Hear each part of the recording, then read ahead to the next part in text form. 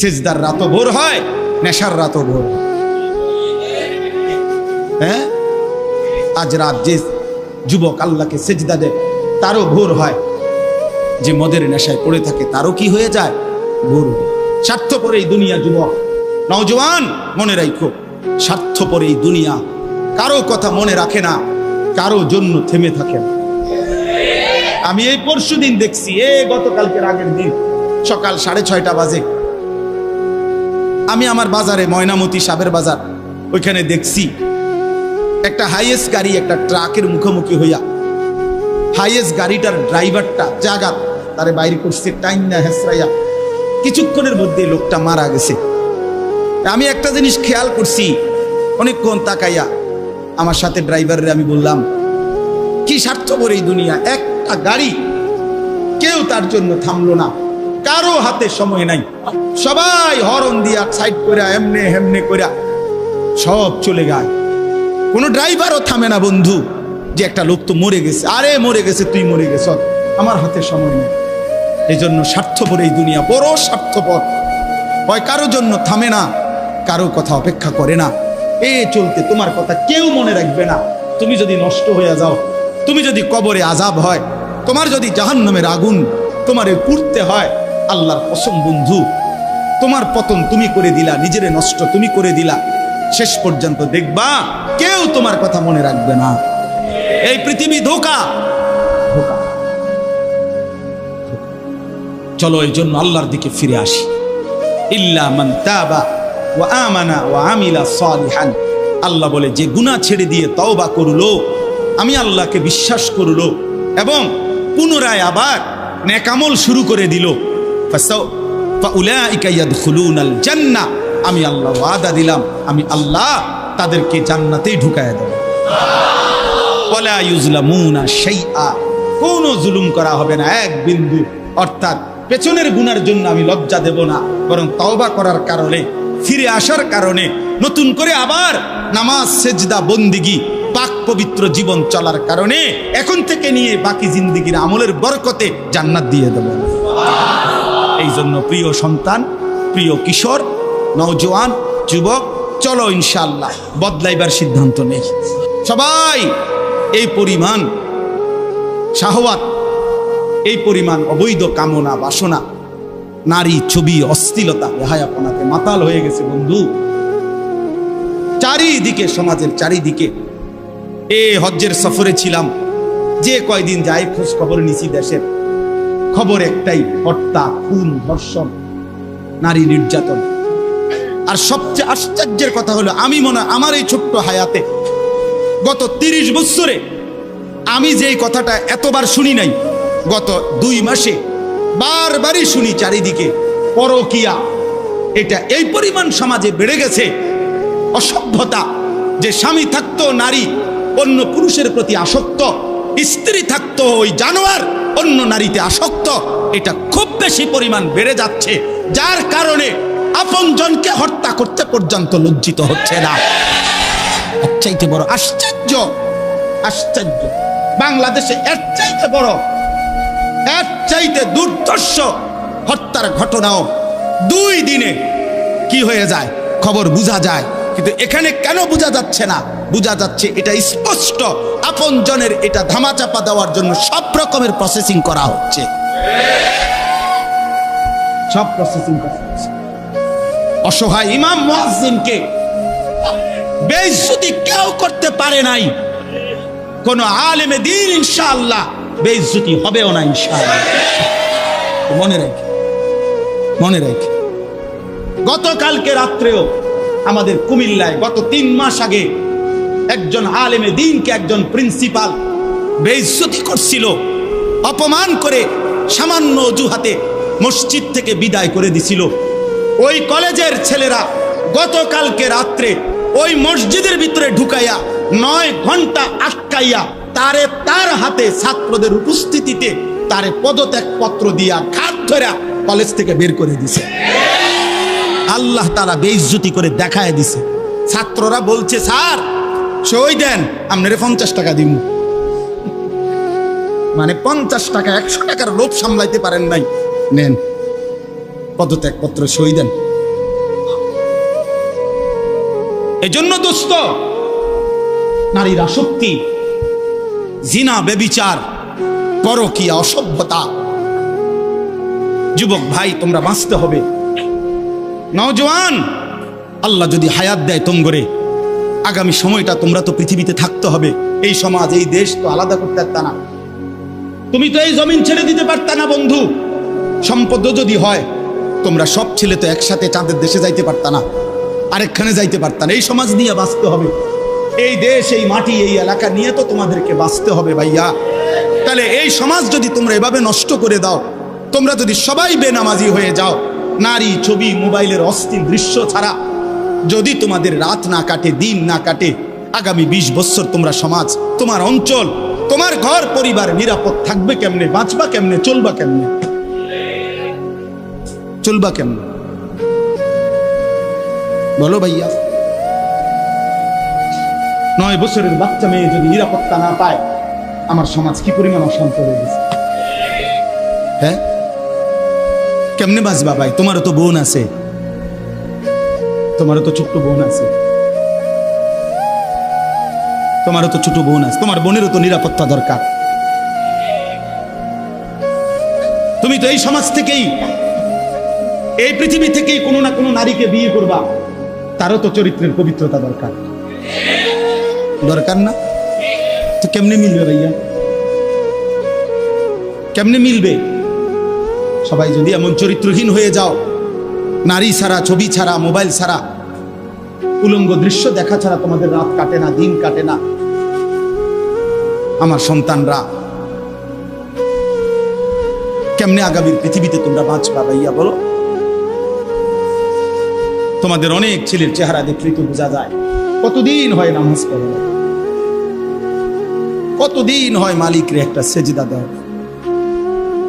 চুল নিয়ে এত ব্যস্ত হয়ে গেলা কেন? চুলের ফ্যাশনের উপরে এত অস্থির হইলা কেন? কে দেখে তোমার চুল? কীর্ত দেখে? কারে দেখাও এসব চুল? মানুষের আর কাজ নাই, মানুষই বুঝি বইয়া বইয়া তোমার চুল দেখবে। তুমি যে সারাদিন চুল নিয়ে ব্যস্ত, শরীর পূজা, দেহের পূজা এভাবে করছো কেন? সারাক্ষণ বুঝি এই শরীর, এই দেহ, এটা নিয়েই ব্যস্ত হয়ে গেলা। সারাক্ষণ একটা নারী বুঝি, একটা নারী, একটা ছবি, একটা বেডি, একটা উলঙ্গ দৃশ্য, এর জন্যই পৃথিবীতে আসা।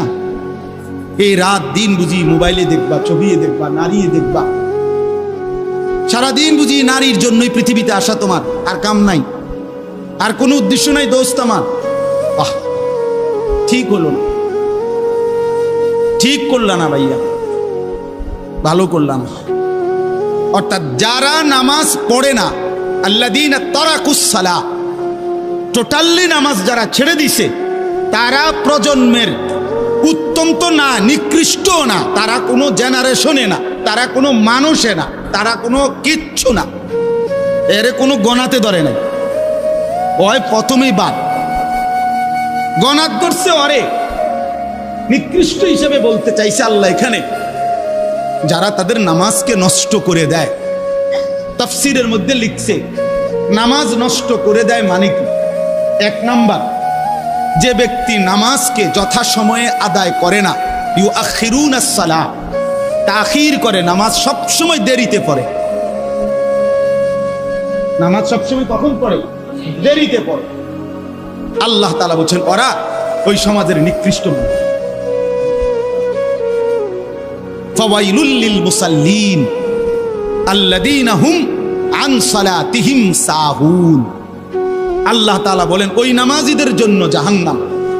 ওয়াইল, জাহান্নামের একটি গুহা, জাহান্নামের একটা অংশ, জাহান্নামের ভীষণ আযাব। আল্লাহ তাআলা বলছে তারা আল্লাযীনা হুম আন সালাতিহিম সাহুন, যারা তাদের নামাজের মধ্যে সাহুন, অলস, নামাজকে সবসময় দেরি করে, নামাজকে সবসময় দেরি করে। জোহরের আজান হইছে 1টা বাজে, এবারটা জোহরের নামাজ পড়তে গেছে 1:15 বাজে, ওটা নামাজ পড়ছে লুঙ্গিটারে বইটা, গামছা একটা কান্দে দিয়া, রুকু সিজদা 3-4টা মেরে দিল আর কি। এটা নমাজ হইলেন কিতা করতাম হুজুর, সময় কুলাইতারি না। কিটছেন আপনি, ঘাস কাটছে, এতক্ষণ গরু গোসল করাইছে, গরু গোসল করাইছে। গরু গোসল করানোটা খুব দামি দরকারি বিষয়। তো নামাজকে এরকম প্রতিনিয়ত যে বিলম্ব করে আল্লাহ তাআলার কোরআনের ভাষায় তারা নিকৃষ্ট মানুষ, নিকৃষ্ট মানুষ। আদাউস সালার অন্তর্ভুক্ত, আদাউস সালার অন্তর্ভুক্ত নামাজকে বিলম্ব। আচ্ছা, হাদিসের মধ্যে আছে, কোরআনেও আছে, যে ব্যক্তি নামাজে অবহেলা করে, আল্লাহর কসম, আল্লাহও বলছে, নবীজিও বলছে, সে মুনাফিক। ইন্নাল মুনাফিকিনা ইউখাদিউনা আল্লাহ ওয়া হুয়া খাদিউহুম ওয়া ইযা কামু ইলাস সালাতি কামু কুসালা। কোরআন শরীফে আল্লাহ মুনাফিকের 1 নম্বর পরিচয় বলছে, মুনাফিক সে যে নামাজ পড়ে অলস ভাবে। নামাজ পড়ে কিভাবে? তাহলে নামাজ যে পড়ে না তার ব্যাপারে বলেন, কথা বলেন না কেন? তারে মুনাফিকও বলে নাই। তুই কোনো মানুষে না বেটা, তুই কোনো কাতারে নাই, তোর কোনো আলোচনাই নাই। আলোচনা ওই ব্যক্তিরে যে নামাজ পড়ে অলস করে, খামখেয়ালি করে, দাঁড়াইবার কথা 2 পায়ে, দাঁড়াইছে 1 পায়ে। বুঝলেন?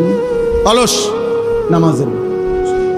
রাসূলুল্লাহ সাল্লাল্লাহু আলাইহি সাল্লাম বলছেন, তিলকা সালাতুল মুনাফিক, ওই নামাজ মুনাফিকের নামাজ।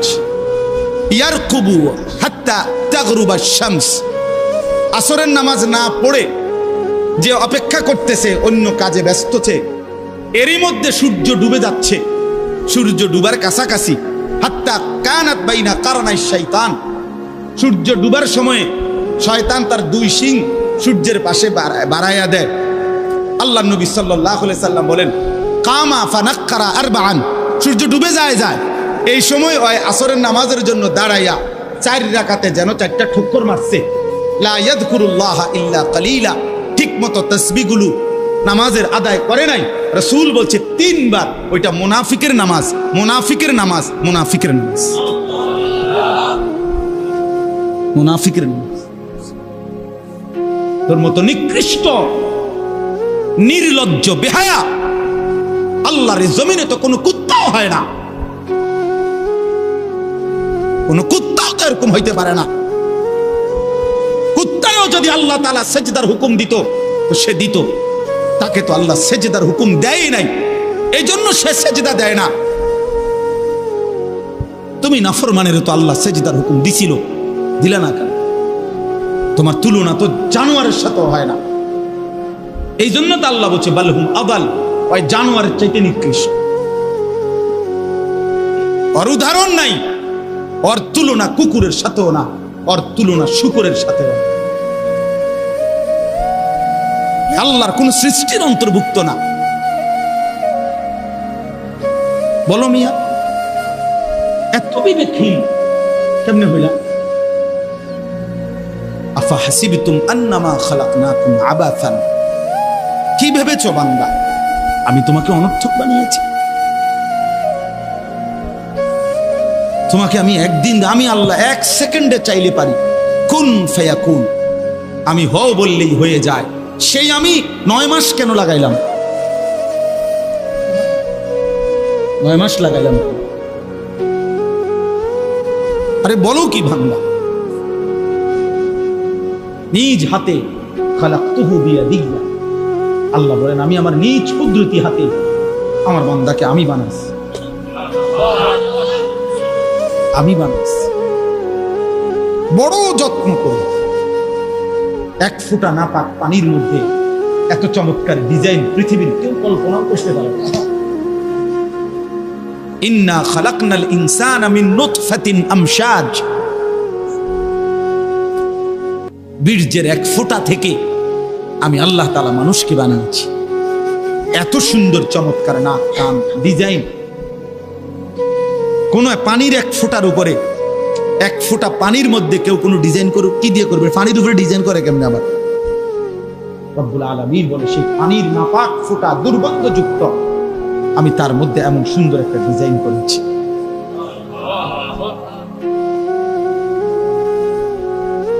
কেমনে ভুলে গেলাম?